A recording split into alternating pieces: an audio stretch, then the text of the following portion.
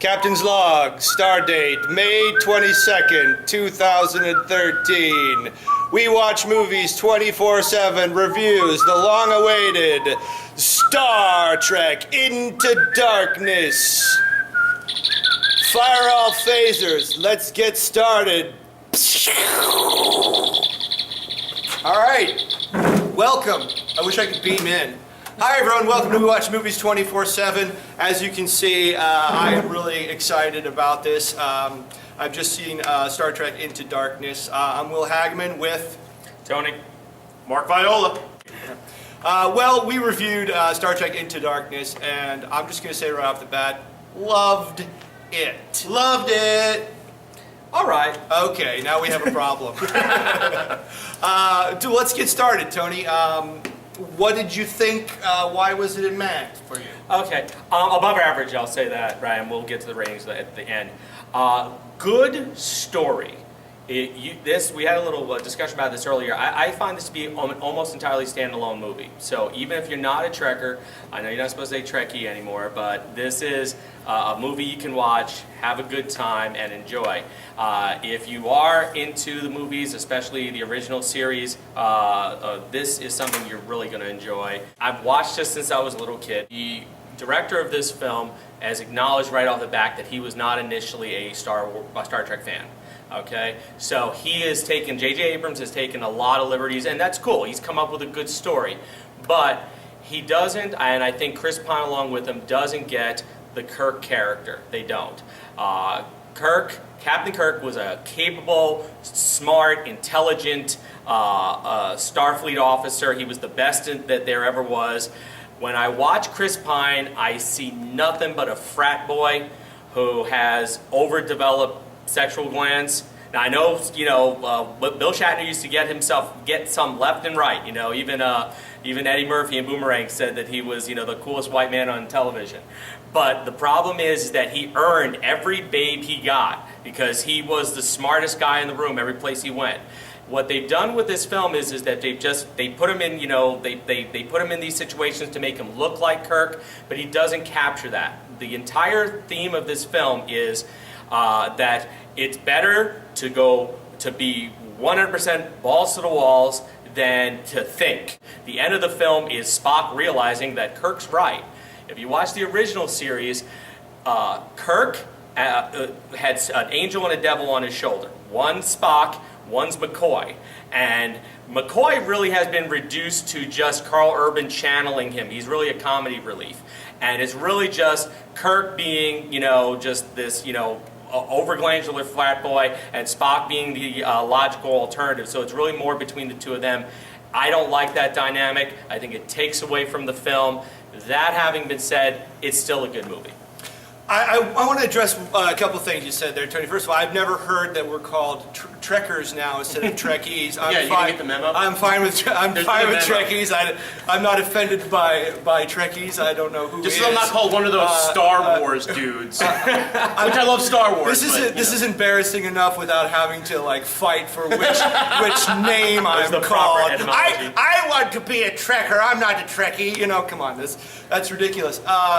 Also, this is a reboot. This is a different time stream, and I think maybe some of Kirk's recklessness in this time stream comes from the fact that he doesn't have a father in this one. Right. He grew up without a father, so there are going to be some differences, and we can justify these in a million ways. Well, it's that, and also keep in mind in the original series, Kirk served through the ranks as a Starfleet officer for 14 years before being booted up to the front of the in this line. time stream, he was a bum that just hung around town and drank and rode a He punched his way onto.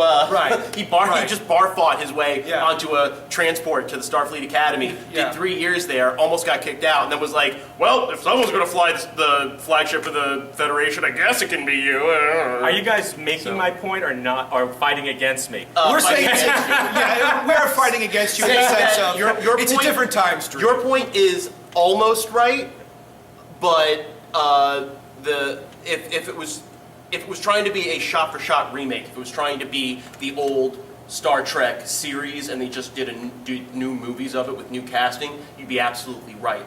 However, because of the differences between this movie and this line of movies and the original storyline, you're wrong. Well, I'm wrong only in the sense that It's what I'm incorrect. arguing for is that there's a better story in the original series. And by the way, if you're one of those people who apparently hasn't watched the original series, what are you waiting for? But if you had to compare Kirk's, hands down, for all Bill Shatner's hammeriness, he is still Kirk. He will always be Oh, Kirk. there's no question about And he's that. earned that position because he not only created this character, quite frankly, he's a better captain. Yeah, there's no question about that. But Yeah. it's like saying, it's like saying, who's the better football player? Somebody who's been a three-time All-Pro, or one of the kids on your son's Pee Wee team? Like, which one is going to have more experience? Which one's going to be more capable?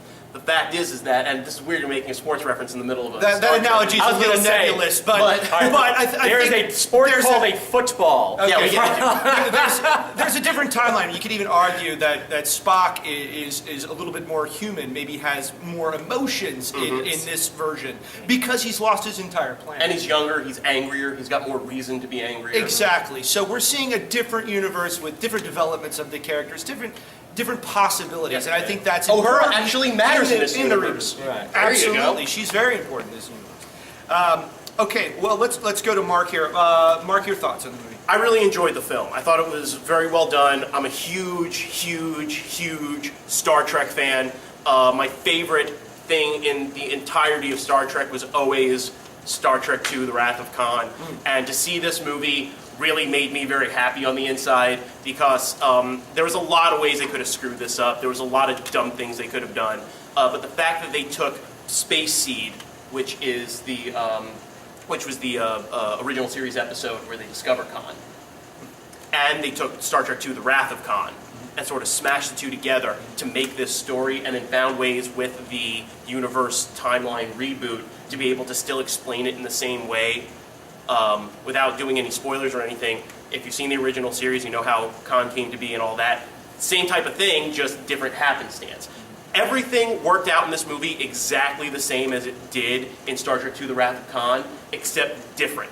That's the only way I can describe it without any spoilers. There was one blatantly big difference there, a blatant big difference, but I can't give that away. Yeah, well, that's what I'm saying. Without any spoilers, I can say it's exactly the same thing, just different.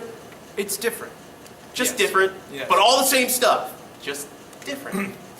My take on the movie was this. I loved it. I thought the action sequences were great. The space sequences were great. I really loved the visual aspects of the movie. I thought that the interdynamics between the characters were spot on. I thought there was a great comedic moments there. And having Benedict Cumberbatch III come in and play his character in the movie was brilliant. He is on top of my list as one of my favorite actors out there right now. One negative thing I do have to say about this movie was I loved how in the first of the new Star Trek films, they really played up the entire bridge crew. All the characters were really well fleshed out, had great scenes, had these high moments where they got to show stuff off. Chekhov, It really didn't Scotty. happen. Yeah, it really didn't happen in this movie. I felt like in this movie they were just kind of like, oh man, we have to have Sulu talk. Fine.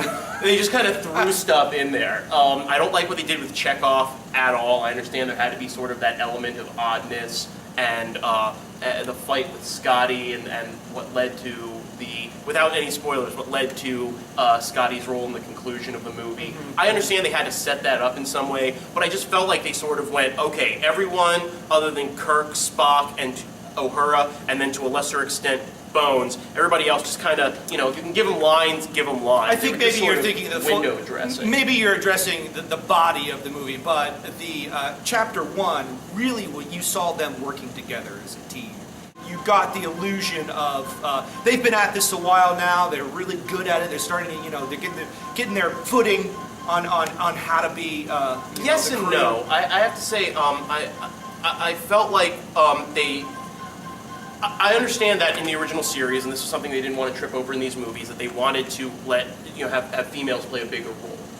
I understand that aspect of it, but I don't think that makes it necessary to just try and say, hey, let's push a character like O'Hara into doing way more than she was ever supposed to be qualified or involved in doing, just so that we can say there's a woman engaging in more action scenes. I think there were better ways to do it. I don't know if there was an intention to do any of that really in the writing, because when it seems like the through line, just that's what the characters ended up doing to tell the story. Isn't that It's pretty much not like we decide, okay, we're going to have a woman do all this, or we're going to make a point here. Isn't that pretty much the theme of the movie, though? Like, they just throwing in these nuggets. Like, they had to throw in a tribble at one point, and they have to, 2 points, actually.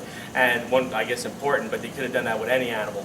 But they, like, the they tribble was had just to a give us nod. all kinds of nods and little nuggets Yeah, the to tribble give was to a the nod. fans. And Yeah. I think they did the same thing with the actors. Well, see, I disagree, because the tribble was definitely a nod to the fans. It was Right. sort of a, hey guys, thanks for being here. I'm J.J. Abrams. I have no idea why this is funny, but my friends who like Star Trek tell me it is. Tribble. So I'm going to say the word tribble here. On that Cool. note, did anyone see the Jon Stewart interview with Yes. J.J. Abrams, where Yes. he actually says, "I was not a fan growing up"? That's what I'm talking of Star about, Trek. See, this is how I take this. Now, you don't have to necessarily be a fan of a genre to be a good director, and I think he's a fantastic director. You need to have good writers Yeah. around you, and you need to have good people working for you that will help you tell your story. But a director's role necessarily isn't always getting the nuances that the fans are going to love and bringing out those kind of things. Well, I think it helps, and I think he's grown to be a fan, like he said. See, I'm not sure he actually has, but I think the one smart thing J.J. Abrams Well, we'll never really does know. now, well, yeah, but I think the one smart thing that J.J. Abrams really does is he kind of goes, oh, hey, I'm directing Star Trek. I couldn't give two shits about Star Trek. Let me put it in the hands of people who love it and care about it and want to, coddle it and make it a good thing that you want to hold close See, to you, I disagree. instead of me trying to force my stuff. See, I into it. disagree. I think it really shows in the storyline, that's what I was talking about at the outset, that he's not a fan. Now, that doesn't mean he can't make a good movie, but I think you definitely don't see the same dynamic in the series. I don't think it's just that you can just excuse it with the timeline, that he really just has his own way of looking at this, having come from a non-fan perspective.